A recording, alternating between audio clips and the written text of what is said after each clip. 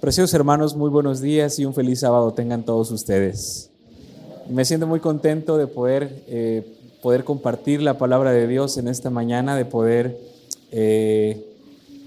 adorar juntamente con cada uno de ustedes a nuestro buen y gran Dios. Así que en esta mañana todavía hay muchas cosas que me gustan y les platicaba con algunos hermanos que me siento muy feliz a veces de estar en tal o cual lugar. Y yo creo que la iglesia del Señor pues no es la excepción, porque siempre que venimos a la casa de Dios somos fortalecidos, somos vivificados. Y esa es la idea del Evangelio, transformarnos de gloria en gloria, pero siempre darle la gloria a nuestro buen Dios. Hay lugares donde uno se siente bien recibido, ¿verdad? Hay lugares donde uno se siente muy, muy bien recibido, otros donde no tanto, ¿verdad? Uno de los lugares por donde paso o donde me siento muy bien recibido, muy halagado, ¿verdad? Es con los viene, ¿verdad? Los viene son como personas que han estudiado mucho el comportamiento del ser humano y con tal de unos pesos, con tal de recibir un beneficio, dicen muchas cosas que a veces son mentira, pero hacen sentirnos bien. A mí, por ejemplo, me dicen, a mí viene, y de repente me dicen patrón, ¿verdad? Yo digo, órale, ¿verdad? Le digo, ya ves, le digo a mi esposa, le doy un codazo, le digo, así me deberías de tratar tú, ¿verdad? Imagínate que llego a la casa, patrón, bienvenido. O de repente me dicen también, güero, ¿verdad? Pues, ya sé por qué se ríen, ¿verdad? Pero de repente me dicen, güero, y de repente inmediatamente me veo en el espejo y digo, no, pues sí, ¿verdad? Güerazo. O de repente me dicen papi, ¿verdad? O me dicen papá, o hey papi, papá. O de repente cositas así, y uno se siente bien. Y entonces yo me dije, ¿cómo sería que en la iglesia de Dios todos, de manera honesta, ¿verdad? Pero todos nos tratáramos con ese respeto y con ese cariño? Las cosas cambiarían. La gente vendría más a nuestras iglesias, a nuestros templos, porque esa cordialidad viene de un corazón transformado por Cristo Jesús. Y yo me siento muy bien porque aquí también soy muy bien recibido. Y la mayoría de nosotros somos bien recibidos aquí, ¿verdad? Al venir, al estar en la casa del Señor. Y si no fuera así, una disculpa, pero vamos a tratar de que en la iglesia podamos ser nosotros recibidos como Dios quisiera recibirnos. Amén. Es por eso que en esta tarde yo quiero invitarles a que la persona que está al lado, a la persona que está atrás o adelante de ustedes, si es que tienen la oportunidad, le pueda decir lo siguiente: eres la persona más preciosa para Cristo Jesús. Bienvenido, feliz sábado. ¿Podemos decirlo? ¿Sí? Y dar un saludo cordial, decirle bienvenida, bienvenido a la casa de nuestro Dios.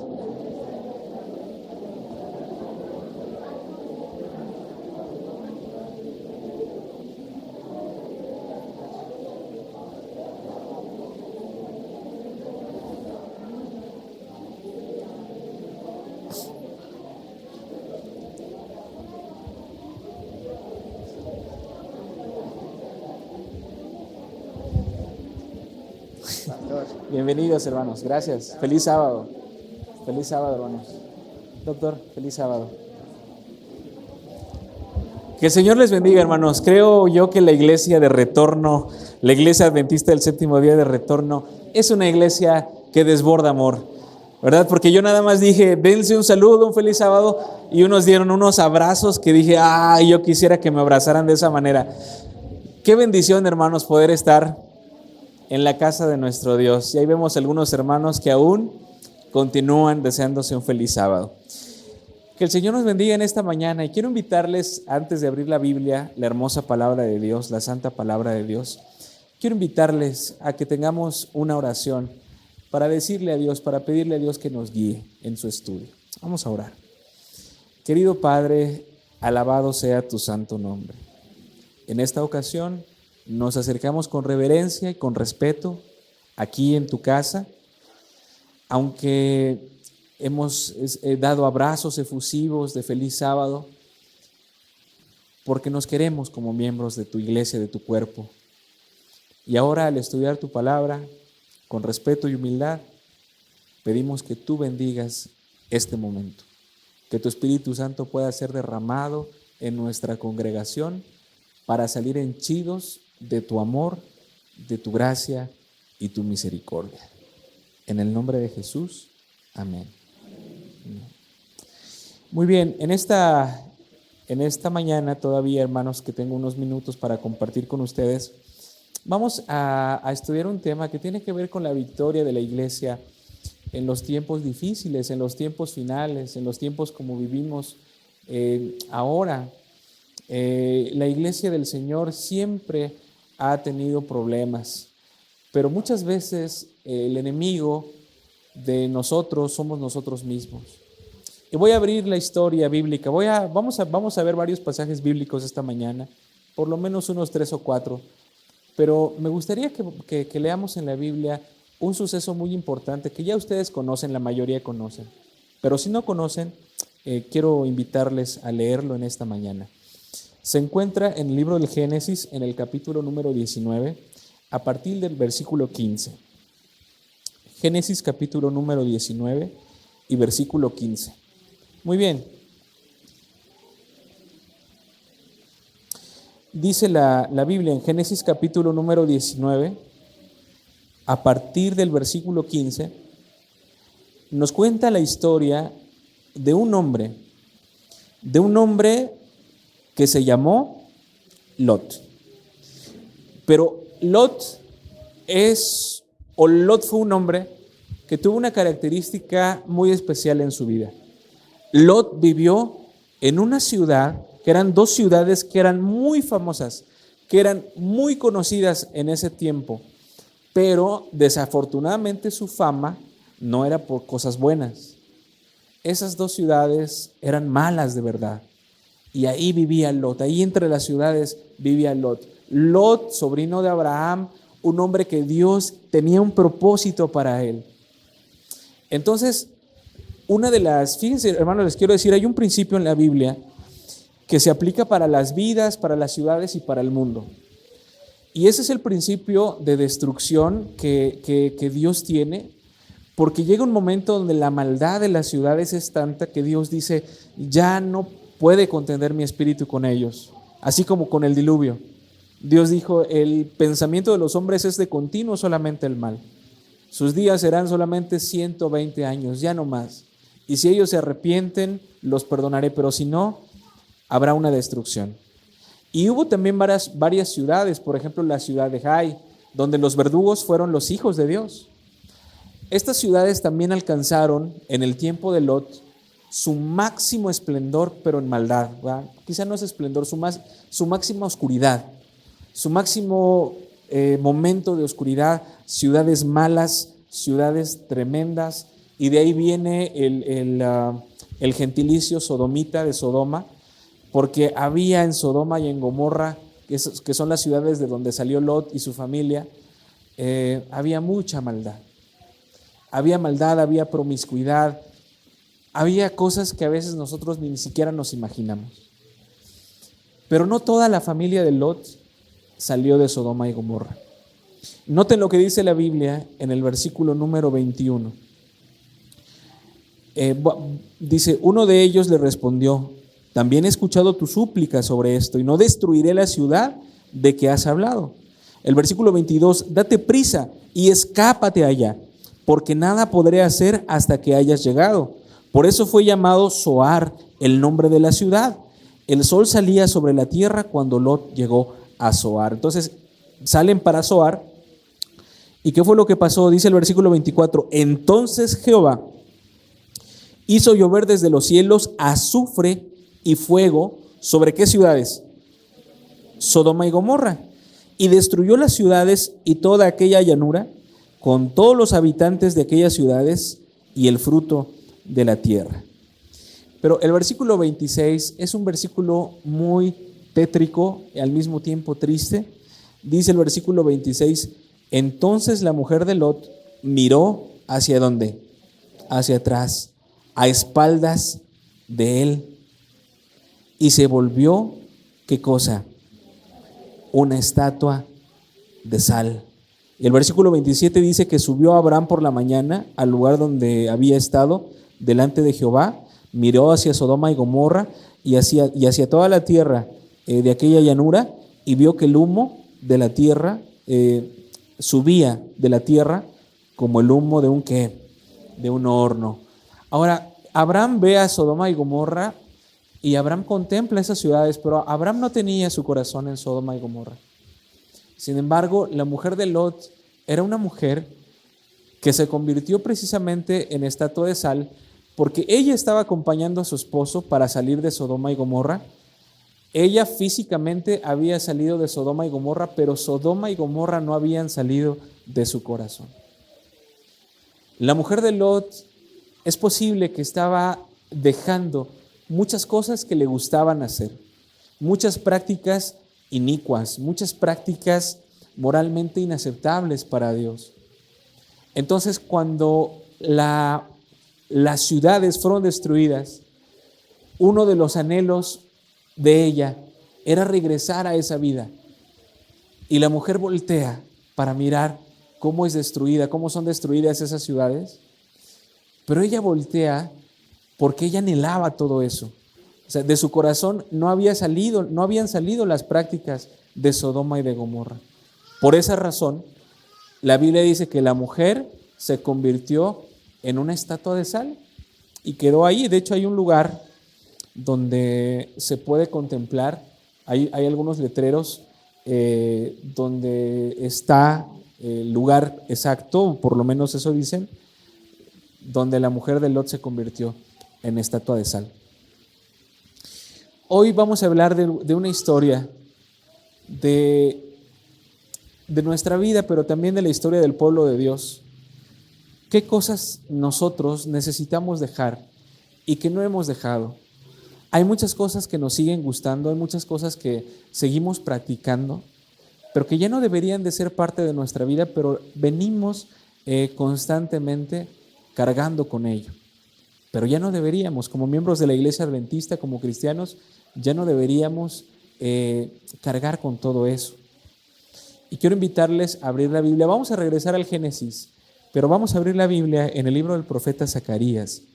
En el libro del profeta Zacarías, en el capítulo número 10, hay una historia muy interesante para nosotros. Zacarías, capítulo número 10.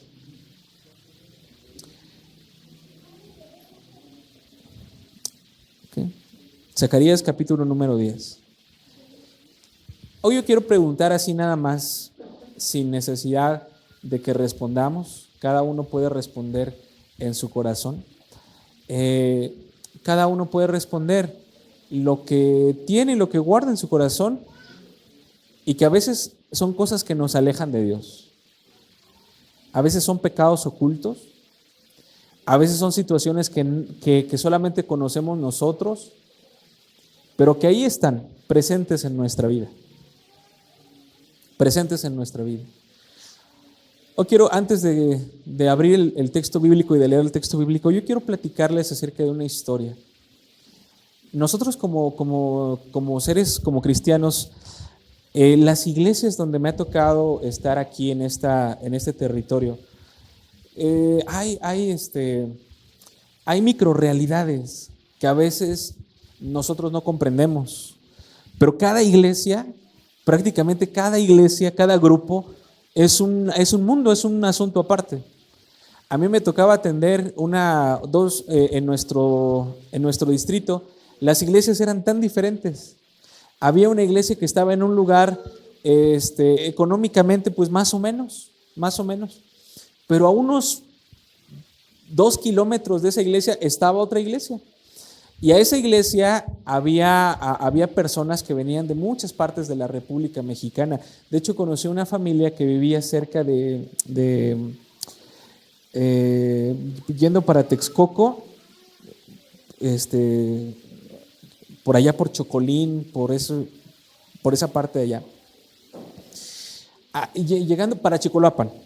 Antes de llegar a Chicoloapan, hay una comunidad oaxaqueña donde se habla el mije y donde todos los días salen 2 o 3 camiones que van para Oaxaca y llegan.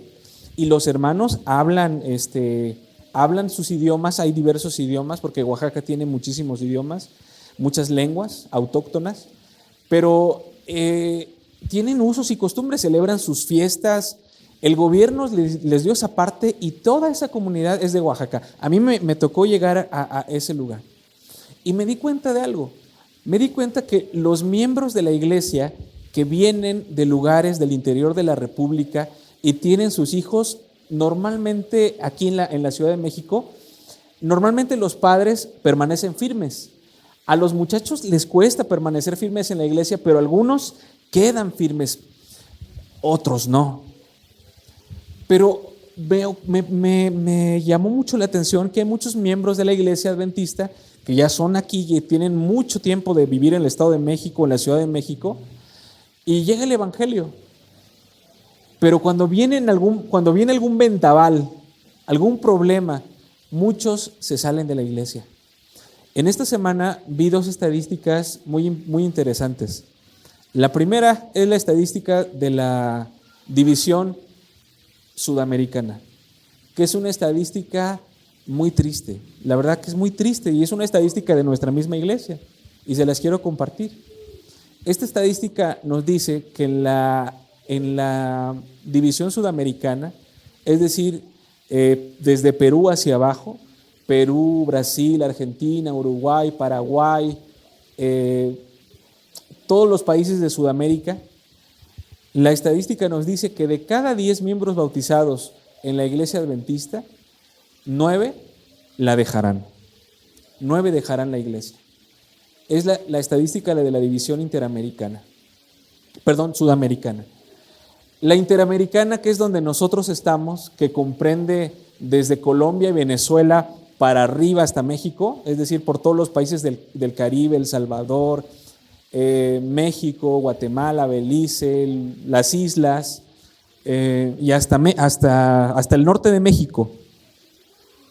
La estadística dice que de cada 10 miembros bautizados en la iglesia, del 2001 al 2021, de cada 10 miembros se fueron 7, solamente permanecieron 3. Es decir, hablando en millones de miembros, quiero darles rápidamente la cifra porque me parece, o sea, prácticamente todo lo que gana la iglesia lo está perdiendo en miembros. Y estas estadísticas ustedes lo pueden ver, aparecen en las revistas adventistas. Se las quiero compartir porque me pareció muy interesante. Esto está en la... Ok. Ahí les va, hermanos. Del 2001 al 2021, entraron a la Iglesia Adventista del Séptimo Día. Vamos a hablar acerca de nuestra división, la división interamericana. Entraron 23 millones del 2001 al 2021. Estamos hablando de 20 años. En 20 años, la iglesia ganó 23.509.747 miembros. 23 millones. Y esos mismos años, ¿cuántos perdió? Perdió 10.224.922 miembros. Estamos hablando que perdió prácticamente ¿cuánto, hermanos? Casi la mitad, un poquito menos de la mitad. Perdió la iglesia. ¿A qué se debe? ¿Qué nos dicen las estadísticas de la iglesia? Hoy no nos vamos a concentrar tanto en eso, pero vamos a ver cómo podemos ser fortalecidos en la fe. En Zacarías capítulo número 10, versículo 1 en adelante, voy a dejar la historia que tengo para platicarles para el final. Zacarías capítulo número 10, versículo número 1 en adelante, dice de la siguiente manera. Zacarías capítulo número 10, versículo 1 en adelante, dice: pedid a Jehová la lluvia en la estación tardía. Noten, dice aquí un pedido de lluvia tardía. Jehová hará relámpagos y les dará lluvia abundante y hierba verde en el campo a cada uno. Este versículo es aplicado tanto de manera literal porque en el área de Israel ocurría que ellos sembraban por temporal. Había una lluvia temprana, pero también había una lluvia tardía. Y la lluvia tardía venía a que la cosecha pudiera mejorar y pudiera estar bien madura ya, pudiera estar bien lista. Entonces les dice Dios, pidan la lluvia tardía, pidan la lluvia tardía. Pero también se aplica de la misma manera que el profeta Joel habla acerca de la lluvia tardía, también aplica de manera espiritual. Nosotros como hijos de Dios, como iglesia adventista del séptimo día, necesitamos pedirle a Dios, Señor, danos la lluvia tardía, manda tu Espíritu Santo para que podamos predicar el Evangelio. Yo no sé si ustedes se han dado cuenta, hermanos, que humanamente es imposible alcanzar a tantas personas con el Evangelio. ¿En dónde meteríamos? No tenemos tantas iglesias como para alcanzar a los millones de personas que viven en la Ciudad de México. Cuando yo paso por los puentes altos y veo el desafío, todo lo que hay ahí sin conquistar, digo, ¿cómo podemos predicar el Evangelio a todas esas personas? Nuestras iglesias no nos daríamos abasto para albergar a tantos corazones. Pero ¿qué va a ocurrir? Humanamente es imposible, pero va a ocurrir algo. En el tiempo del fin, Dios hará en los eventos que están profetizados en Mateo 24, Marcos 13 y Lucas 21. Dios hará algo para que la iglesia pueda predicar el Evangelio como nunca antes. Pero nosotros necesitamos pedir la lluvia tardía. Pero el versículo número 2 dice de lo siguiente: porque los ídolos han dado vanos oráculos y los adivinos han visto mentira, predicen sueños vanos y vano es también su consuelo. Por eso el pueblo vaga como un rebaño y sufre porque no tiene un pastor. Quiero invitarles a que me digan, hermanos, no sé qué palabra utiliza su Biblia cuando dice en el versículo número 2, porque los ídolos han dado vanos oráculos. La palabra para ídolos es traducida de diferentes maneras dependiendo de la versión. No sé si alguno tiene una versión que diga, en lugar de ídolos, que diga otra palabra. Terafines. ¿Qué más? ¿Otra? Imágenes. Fíjense, aquí tenemos ya ídolos, terafines, imágenes. ¿Qué más? ¿Qué más? Los oráculos es lo que dicen seguramente esas imágenes, las declaraciones que hacen, las adivinaciones, las sentencias. Pero estamos hablando de tres cosas, o de tres sinónimos: terafines, ídolos y dioses. Ahora, noten lo que está diciendo aquí, fíjense. Pidan la lluvia tardía. ¿Por qué? Aquí está. Porque los ídolos, fíjense, los terafines o los ídolos han dado vanos oráculos y los adivinos han visto mentira, predicen sueños vanos y vano también es su consuelo. Por eso el pueblo vaga como un rebaño y sufre porque no tienen pastor. Saben, hermanos, que el pueblo de Dios en el tiempo de Zacarías estaba acudiendo que les dieran consuelo, porque el ser humano, nosotros como seres humanos necesitamos consuelo, necesitamos un abrazo, necesitamos un apapacho. Por eso yo les decía que qué bien me siento cuando voy a los lugares donde me hacen sentir querido, donde me hacen sentir amado. Qué bien me siento con eso, porque uno se siente que encaja. Y es triste a veces que en las iglesias o en nuestras iglesias hay tanta frialdad que a veces ni siquiera nos saludamos, a veces ni siquiera nos conocemos, a veces en lugar de sonrisas y en lugar de extender la mano, tenemos actitudes hoscas, actitudes hostiles, actitudes que en lugar de acercar a la gente, las alejan. Entonces el pueblo, como no tenía eso de parte de la dirigencia, lo que habían hecho solapadamente primero y después ya lo hicieron abiertamente, habían ido a consultar a esos adivinos para que les dieran esos oráculos, para que les dieran consuelo y esperanza, porque su vida lo necesitaba. Pero Dios les dice, pidan la lluvia tardía. Ustedes deben de saber que todo lo que los adivinos les dicen, que todo lo que los ídolos, los terafines hacen es dar consuelos vanos. Lo que ellos hacen perecerá.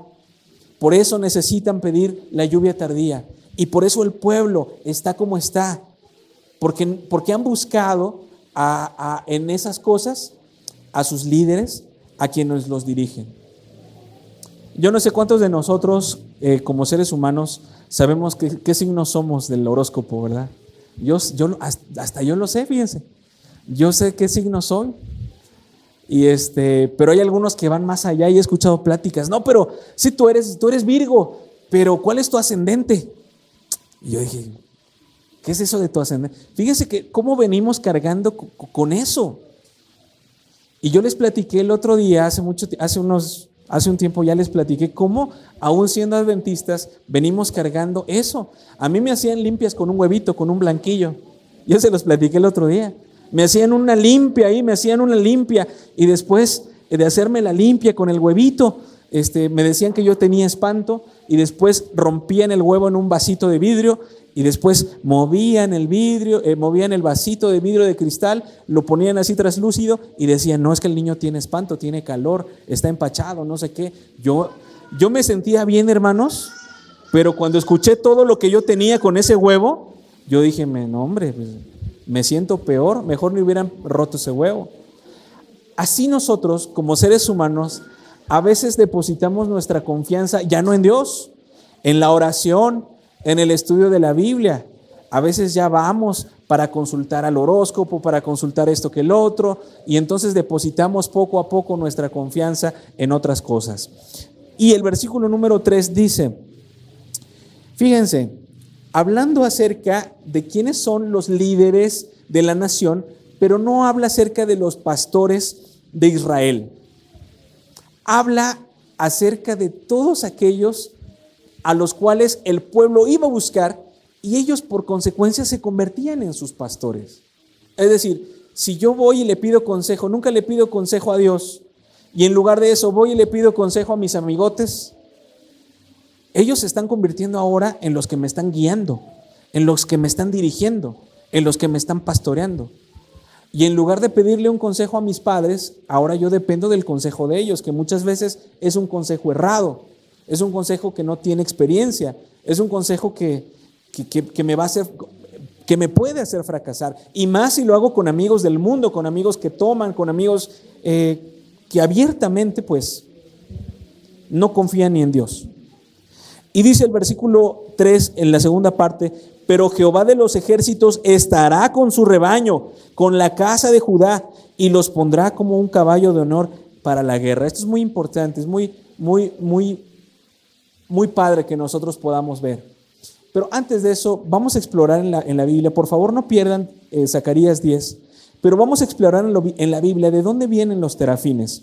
Vamos a abrir la Biblia en Génesis capítulo número 31 y en el versículo número 17 se menciona esta misma palabra hebrea que es la palabra hebrea terafines. La palabra hebrea terafines aparece en los siguientes versículos. Ahora los voy a leer. Dice el capítulo 31, versículo 17. Se levantó pues Jacob y montó a sus hijos y a sus mujeres sobre los camellos. Génesis 31, 18. Y puso en camino a todo su ganado y a todo cuanto había adquirido, el ganado de la ganancia que había obtenido en Padán Aram, para volverse Isaac su padre en la tierra de Canaán. Como Labán había ido a trasquilar sus ovejas, Raquel hurtó los ídolos ¿de quién? De su padre. La palabra que aparece aquí como ídolos es la palabra hebrea terafín o terafines. Aquí la traduce como ídolos, como dioses, como imágenes, pero es la misma palabra de Zacarías capítulo 10, terafines, es la misma. Ahora Raquel, fíjense cómo Raquel, aquí estaba ocurriendo algo. Jacob dice, yo ya no aguanto a Labán, porque Labán, mi suegro, me está haciendo la vida de cuadritos, ya no lo aguanto, así que me voy a ir.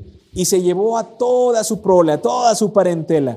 Y la Biblia nos dice que Raquel, la esposa amada de Jacob, le robó a su padre sus ídolos o sus terafines y los guardó. Y noten lo que pasó, dice en el versículo número 27, cuando Labán alcanza a Jacob. Dice, ¿por qué te escondiste para oír y me engañaste? Y no me lo hiciste saber para que yo te despidiera con alegría y con cantares, con tamborín y con arpa. Pues ni aún me dejaste besar a mis hijos y a mis hijas. Esta vez has obrado locamente. Poder hay en mi mano para hacerles. Y entonces el versículo 32, con esa seguridad Jacob le dice, aquel en cuyo poder hayes tus dioses, que no viva, reconoce delante de nuestros hermanos lo que yo tenga tuyo y llévatelo. Ciertamente Jacob no sabía que Raquel los había robado. Ahora noten lo que pasó el versículo 34. Pero Raquel tomó los ídolos y los puso en la montura de un camello y se sentó sobre ellos. Labán rebuscó por toda la tienda y no los encontró. Entonces Raquel le dijo a su papá, no se enoje mi señor, si yo no me puedo levantar delante de ti es porque estoy con el periodo de las mujeres. Como Labán siguió rebuscando sin hallar los ídolos. Y entonces Jacob se enojó y riñeron. Pero bueno, la idea aquí, hermanos, es que esta Raquel toma los ídolos, a los dioses, pero esos dioses, esos terafines, esas cositas, ¿eran de qué tamaño? Porque cabían debajo de la montura de un camello. Eran pequeños. Y qué curioso es que muchos años después, más de 400 años después, mucho más, todavía en Israel, en el tiempo del profeta Zacarías, todavía estaba la costumbre dentro del pueblo de Israel, donde muchos de ellos adoraban y consultaban a estos mismos dioses, a estos mismos ídolos pequeños que habían salido de Ur de los Caldeos, muchos años después. Esto me lleva a pensar, hermanos, o la reflexión que yo quiero tener con ustedes, es que muchas veces nosotros como miembros de la iglesia, como miembros del pueblo de Dios, vivimos una vida, pero muchas veces no podemos dejar aquello con lo cual venimos cargando y venimos arrastrando en nuestra vida pasada. Hay veces que son ídolos pequeños y que decimos, pues miren, pues no pasa nada, seguimos viviendo así y así nos hemos acostumbrado. Es posible que algunos hermanos de la iglesia vivan, son parte de la iglesia, pero escuchan el reggaetón. O es posible que hay muchos miembros de la iglesia que todavía bailan, nadie los ve, eso sí, nadie los ve, o que fuman, o que toman, pero son pequeñas cositas que en nuestra mente nos hemos hecho a la idea de que eso no pasa nada y podemos vivir con ello. Hay muchos miembros en la iglesia que dicen, no pasa nada si yo transgredo el sábado, no pasa nada. No pasa nada si el sábado, en lugar de conectarme al culto de la iglesia, en lugar de eso me pongo a ver una película, o me pongo a ver una serie, o estoy haciendo otras cosas, o me voy a las fiestas. No pasa nada, piensan algunos. Sin embargo, todas esas cosas que nosotros tenemos como pequeñas o como insignificantes, a la larga se van acumulando y cuando nosotros nos damos cuenta, estamos perdidos. Nuestra fuerza espiritual es nula. Y decimos, no pasa nada. En el camino a Cristo dice la mensajera del Señor que con frecuencia dentro de la iglesia los pecados, hay pecados que nosotros decimos, hay pecadotes, ¿no? Hay que disciplinar esos pecados. Pero dice ella, pero pues no se ve que a alguien le llamen la atención por soberbio. Cuando alguien es soberbio, pues nadie le dice nada, nadie lo lleva a disciplina. Y dice Elena White, pues ese fue el pecado de Satanás, el que originó todo. Hay veces que venimos arrastrando de nuestra anterior manera de vivir o de nuestra casa, porque así nos enseñaron, porque así lo aprendimos, a veces lo hacemos inconscientemente, pero traemos el chisme. Y el chisme se ha vuelto entonces un hábito dentro de la iglesia. La murmuración, la calumnia, el no hablar de frente. Cuando nos criticamos entre nosotros por la espalda y nos damos puñaladas por la espalda. Eso no se enseña aquí. Dios no enseñó eso. Al contrario, hermanos. Cuando María habló mal del líder que era Moisés y era su propio hermano y murmuró. ¿Qué le pasó? ¿Ustedes saben? Sí, vino una plaga de lepra. Dios había dejado en claro que entre nosotros como hermanos no debíamos tener esas mismas costumbres que en Egipto. Eso no. Pero a veces nadie dice nada.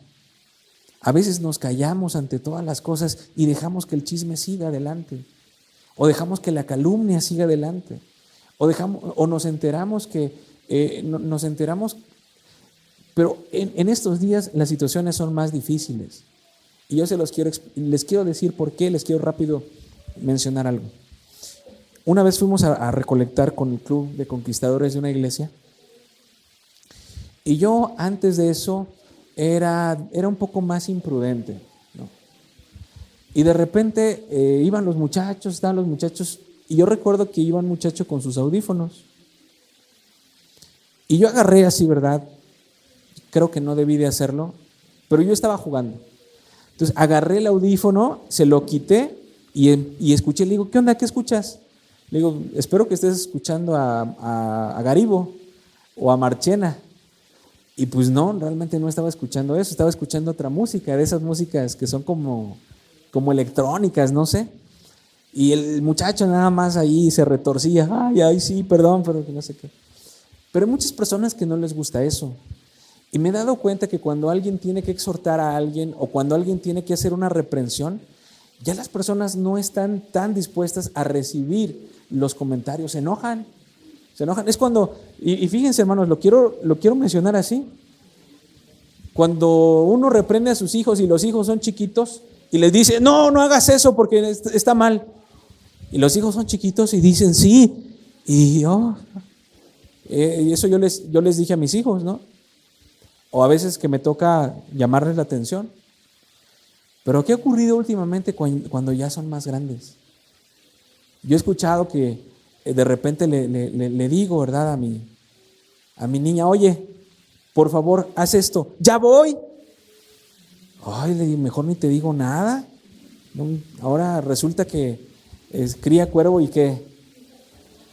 O ahora los patos le tiran a las escopetas, ¿no? Y hasta uno dice, ¿no? Y uno también, si tiene un temperamento fuerte, pues uno, cálmate, no, respétame que soy tu padre, ¿no? Pero hay otros que dicen, ay, no, pues mejor ya no. Porque cuando uno quiere dar una exhortación, ¿qué pasa con las personas? ¿Qué hacen? Se enojan, se ofenden. Y en lugar de uno, ¿verdad? Tener la autoridad, a veces hasta uno sale, ¿qué cosa? Regañado. No.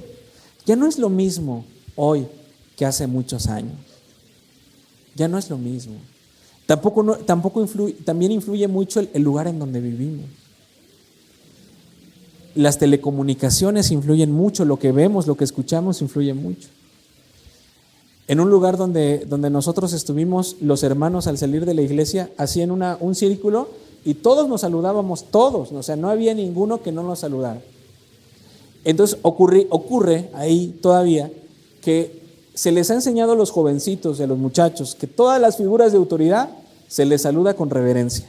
Y siempre que daban la mano, siempre hacían así, casi ni te veían a los ojos. Así saludaban a los viejitos y también al pastor. Pero hay otros lugares donde los viejitos y el pastor y el maestro y las figuras de autoridad, de que sea, o no de autoridad, sino por lo menos de respeto o algo, no, ya no vale eso, ya no. Y eso en la Biblia es preocupante porque cuando en una iglesia, cuando en una comunidad, ya las personas tienen esas actitudes, es porque poco a poco han dejado de conectarse con Dios y ahora sus afectos, sus actitudes, ahora ya le faltan el respeto a quien quieran, a los maestros, así ya es. Y Dios dice, eso no puede ser.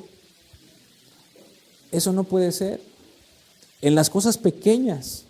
Ahora, estos aparatos, estos teléfonos celulares, que son cosas pequeñitas,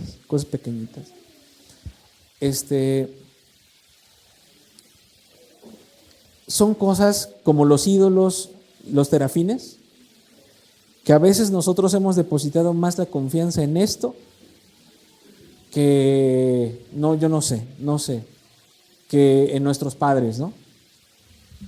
O en los líderes de la iglesia. Pasamos más tiempo viendo el celular que estudiando la palabra de Dios. Y el teléfono celular, que es un arma poderosa para el evangelio, también puede servir para nuestra propia ruina. Con los mensajes que mandamos, con las páginas que visitamos, con las personas a las cuales contactamos, con los mensajes que nos mandan o a veces los mensajes que mandamos, los mensajes subiditos de tono, los mensajes ya más como les dicen, más pícaros, mensajes más colorados. Pero nosotros lo vamos atesorando en el corazón. Y por eso, en muchas partes, la iglesia es debilitada, o las iglesias son debilitadas. En el tiempo de Zacarías no fue una excepción. El pueblo tenía una debilidad grande. Pero noten lo que dice la palabra del Señor, ¿sí?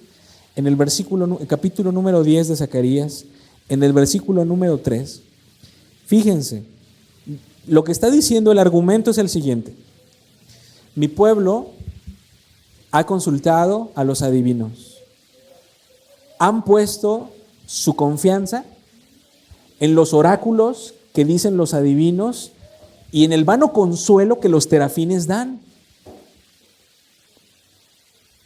Pero con todo y eso, dice, el Señor estará con su pueblo. Ahora, noten como si lo dijéramos en este momento en nuestros días.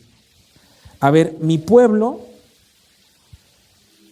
ha depositado su confianza en la televisión, en el internet, en los teléfonos celulares. Han cometido muchos actos de inmoralidad que a veces nada más conocen ellos.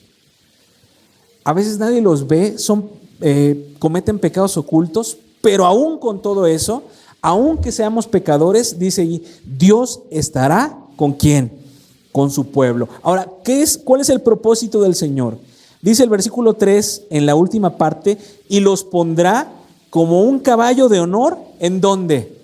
En la guerra. Lo que Dios quiere hacer es transformar los corazones de cada uno de nosotros. Cuando nosotros nos deleitamos a veces en el chisme, cuando nosotros nos deleitamos que a veces no nos hablamos ni siquiera como miembros de la iglesia, o a veces dejen eso, a veces ni como familia nos hablamos, nos dejamos de hablar entre hermanos, entre padres y entre hijos. Dios no quiere eso. Dice Él, ¿de dónde aprendieron eso? Eso no es parte del legado que yo les estoy dejando a mis hijos. Eso no es parte de mi legado. Yo no quiero eso. Por eso mi pueblo está debilitado, pero aunque mi pueblo esté débil, pidan la lluvia tardía, por favor. Yo les voy a enviar la lluvia tardía y yo los voy a preparar como caballos que estén listos. Dice, como caballos de honor que estén listos, ¿para qué? Para la batalla, porque estamos en una batalla. Pero ¿quién está ganando la batalla? ¿Está ganando el Señor Jesucristo o está ganando el enemigo? ¿Quién está ganando la batalla? Pues Dios les dice, yo voy a hacer que mi pueblo sea como caballos de honor que estén listos para la guerra, listos para la batalla. Y enseguida hacen unas menciones mesiánicas que son maravillosas. Dice en el versículo número 4, de mi pueblo, de mi iglesia, saldrá la piedra angular. ¿Quién es la piedra angular? Y después dice, de él la estaca o la clavija. ¿Quién es la clavija que nos cimenta? ¿A quién representa? A Cristo Jesús. También dice él, saldrá el arco ¿de qué? De guerra. Y también de él saldrá el caudillo, o dice el jefe. Es una mención de cuatro menciones mesiánicas. Entonces, lo que está diciendo aquí Dios a través de Zacarías es que mi iglesia va a estar preparada para salir adelante. Mi iglesia va a estar preparada, pero la única diferencia que hace a la iglesia victoriosa o débil es la santa presencia de Cristo Jesús, el deseado de todas las gentes. Él es lo único. Lo que santifica a la iglesia es la presencia de Cristo en ella. Y mientras nosotros depositemos nuestra confianza en los vanos oráculos, mientras nosotros sigamos depositando nuestra confianza o viendo las telenovelas o teniendo nuestros afectos como la mujer, la esposa de Lot, que nos duele que en el cielo ya no va a haber taquitos, ¿verdad? O que ya no va a haber en el cielo. No, es que hay personas que deliran por la carne, ¿no? O sea, o hay personas que de repente se echan una escapadita y se comen sus taquitos de puerquito, de carnitas, y ahí con su salsita y de repente, ¿no? O de repente nadie nos dice, ¿verdad? Y yo en el tianguis de repente llegué cuando llegamos a vivir aquí cerca, donde estamos viviendo, en el tianguis ni te preguntaban, pero te ponían una tortilla y a veces uno va con hambre, ¿sí o no, hermanos? A veces uno va con hambre, sale a comprar con hambre. Entonces llegaba yo ahí y yo llegaba a comprar una salsita de guacamole que hacen con molcajete, pero ahí al ladito vendían unos taquitos de chicharrón. Entonces te ponen tu tortilla, te ponen tu taco de chicharrón o tu pedazo de queso de puerco y uno dice, ¿verdad? No, gracias. No, así que no sé, no le digo, no, pruébelo, que no sé qué. Y a veces uno que no quiero, se lo rechazamos. Pero yo vi a varias personas que lo agarraron y se lo comieron. Pues sí, porque ellos no conocen de Dios. Pero también he visto a uno que otro adventista que hace lo mismo, ¿no? Y entonces se lo come y a veces por el hambre, yo no sé. Pero son cosas pequeñas que a veces decimos, eso no nos va a perder, no nos va a salvar. Pero la Biblia dice en Cantares 2:15, cazadnos las zorras pequeñas, que esas son las que echan a perder, ¿qué cosa? El viñedo. Un mensajito aquí, un mensajito colorado por acá, no pasa nada. Una fotito acá a esa persona que me gusta, no pasa nada. Que abrir una página que es acá medio, no pasa nada. Ese era el pensamiento, de que no pasa nada. Y entre tanto que no pasaba nada, después pasó todo. Y la gente se había descarriado del pueblo del Señor. Hoy quiero hacer un llamado para concluir, pero quiero platicarles algo que me pasó en el año 2018. En el año 2018, una hermana de la iglesia fue elegida como la directora de ministerios personales de la iglesia. Era una hermana que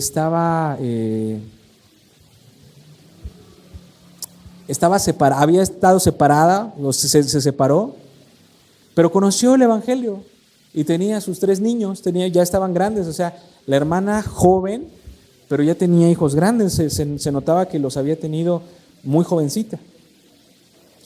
Y una vez fuimos a hacer algunas visitas, varias veces sí fuimos a hacer varias visitas. Fuimos a funerales también con algunos otros hermanos. Tenemos buenos recuerdos con ese grupo de ministerios personales. Y una vez fuimos, mi esposa me acompañó, iba mi esposa, iba la hermana, iba el primer anciano e iba yo. Y entonces fuimos a un lugar a hacer el llamado para el bautismo de una hermana. Y la hermana tomó la decisión de ser bautizada, tomó su decisión. Y entonces la hermana, al finalizar, ella me dijo así, ¿sabe qué? Hay veces que yo no quiero venir. O sea, a mí me invitan a hacer obra misionera y no quiero, pastor, no quiero, me cuesta trabajo, no quiero. Pero cuando ya estoy en la obra misionera, o sea, cuando ya estoy en un lugar abriendo la Biblia, dando un estudio bíblico y hablando de Dios y veo la necesidad que la gente tiene, ahí me transforma por completo. Y es como si un rayo me electrificara por completo mi ser y comienzo a predicar de la palabra de Dios y comienzo a abrir la Biblia. Pero conforme pasa el tiempo nuevamente, me voy apagando. Y otra vez me dicen, oye, es que hay que ir a dar un estudio bíblico. Ay, me cuesta trabajo. O sea, no quiero ir, me pesa. pero voy. Y ya cuando estoy ahí, ocurre lo mismo. Dios me transforma, Dios me vivifica, porque estando en su presencia hay un cambio. Y la hermana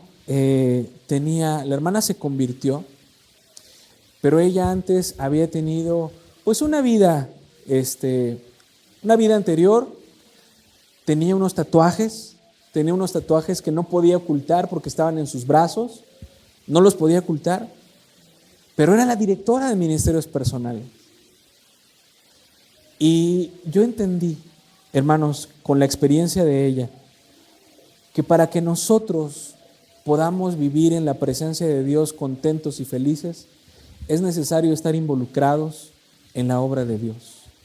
Es necesario estar involucrados en la ganancia de almas. Es necesario estar involucrados aquí en la iglesia, porque los hijos de Dios pertenecemos a la tormenta.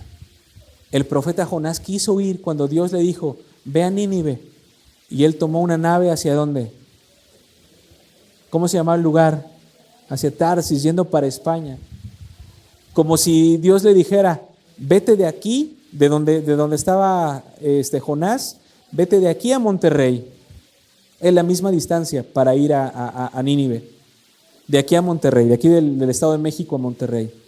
Y él tomó la decisión de irse de aquí como si fuéramos a Costa Rica. O sea, se fue más lejos. Pero en ese viaje, o sea, él no quiso ir a Nínive porque Nínive eran muy malos. Pero en el viaje hacia Tarsis, él le trajo la tormenta. Le trajo una tormenta. Lo que Dios le estaba diciendo a Jonás, Jonás, el profeta pertenece a la tormenta. Y saben que a veces, hermanos, aún en nuestra familia, en la iglesia, estamos en la tormenta. Pero depende mucho de nosotros cómo vamos a reaccionar ante esas tormentas. Aquí mismo en la iglesia puede haber tormentas, puede haber conflictos, puede haber pleitos. Que alguien no me saludó en la iglesia, que me hizo una cara fea, que estoy muy enojado. ¿Cómo vamos a reaccionar? Esa es una tormenta. Sí, pero nosotros pertenecemos a la tormenta, no nos podemos ir, no nos podemos alejar porque Dios nos ha mandado a una misión. Ya no voy a venir a la iglesia porque nadie me quiere, todos me odian, como dice el cantito, ¿verdad? No lo digan, nadie me quiere, todos me odian, me siento muy mal. Entonces ya no voy a la iglesia. No, el profeta, el Hijo de Dios, pertenece ¿a dónde? A la tormenta. Y a veces aquí también hay tormentas. Pero ya hemos visto que todos aquellos que se aferran de la mano del Señor, la presencia de Cristo va a estar en su iglesia y va a estar con la presencia del caudillo. Dice aquí, la piedra angular estará presente en la iglesia. Estará la clavija o la estaca que representa a Cristo y todos los que nos afiancemos a Él. El arco de la guerra estará presente y el caudillo estará presente en la iglesia. No tengamos miedo, hermanos, porque el líder de la iglesia ha sido, sigue siendo y será siempre nuestro Señor Cristo Jesús. A Él sea la honra, la gloria por los siglos de los siglos. Yo quiero hacerte un llamado, porque es posible que nosotros tengamos que dejar cosas pequeñas en nuestra vida, que son las que nos están haciendo débiles. Y que quizá estamos caminando en un camino que no es por ahí, no tenemos que caminar por ahí, porque quizá eso nos está haciendo perder la fe. Y ahora, en lugar de ser hermanos gozosos, alegres, nos hemos apagado por esos pecados ocultos que tenemos. En lugar de expresar el gozo en la iglesia, nos hemos convertido en personas muy serias que ya no disfrutan en la iglesia o la salvación de Cristo Jesús. A veces nos hemos convertido, en lugar de facilitadores, nos hemos convertido en piedras de tropiezo para muchas personas. A veces nos hemos convertido ya no en el gozo de la salvación del Señor, pero nos hemos convertido en personas que destruyen vidas. Pero la obra de destrucción no es la obra de Dios. Dios se complace en perdonar, en restaurar, y Dios se complace en salvar. Alabado sea el nombre de nuestro Dios. Yo quiero invitarte que si es así, que si tú deseas que la presencia del Mesías esté en tu vida. Que te pongas de pie conmigo juntamente y le podamos decir: Señor, yo quiero que tú estés conmigo para que yo pueda obtener la victoria y la honra y la gloria siempre sea para Cristo Jesús. ¿Hay alguien que le gustaría aceptar esta invitación? ¿Alguien que le gustaría decirle a Dios: Señor, yo quiero ser, porque yo necesito dejar cosas en mi vida? Yo necesito abandonar alguna serie de circunstancias que solamente yo conozco y dedicarme por completo a ti, a tu obra, a tu causa. Yo quiero ser transformado por tu Santo Espíritu. Ayúdame, Señor. Si hubiese alguien, quiero invitarle a que se coloque de pie y vamos a tener una oración. Voy a orar por todos aquellos que así lo quieran. Nuestro querido Dios, en esta tarde queremos pedirte, Señor, que tú puedas dirigir nuestra vida, que tú puedas ayudarnos a ser hijos tuyos verdaderos. Señor, si hay cosas que necesitamos dejar, si todavía, aún después de un tiempo, hay ídolos en nuestra vida y en nuestro corazón, con mucho fervor, pero con mucha humildad también, te queremos pedir que en nuestro corazón el único lugar reservado sea para Cristo Jesús. Perdona por favor nuestras faltas, nuestros errores y nuestras equivocaciones, y ayúdanos a vivir por fe delante de tu presencia. Que en nuestra iglesia y en nuestra familia podamos tener a la piedra angular que es Cristo Jesús. Que podamos tener a la estaca que nos dará firmeza aunque vengan los vientos, que es Cristo Jesús. Que en nuestra iglesia, en nuestra vida, podamos tener al arco para hacerle frente a las victorias, y ese arco es Cristo Jesús. Y que también en nuestra vida podamos tener al caudillo, al Mesías que pronto viene por cada uno de nosotros. Nos dedicamos a ti en esta tarde, en el nombre de Jesús. Amén.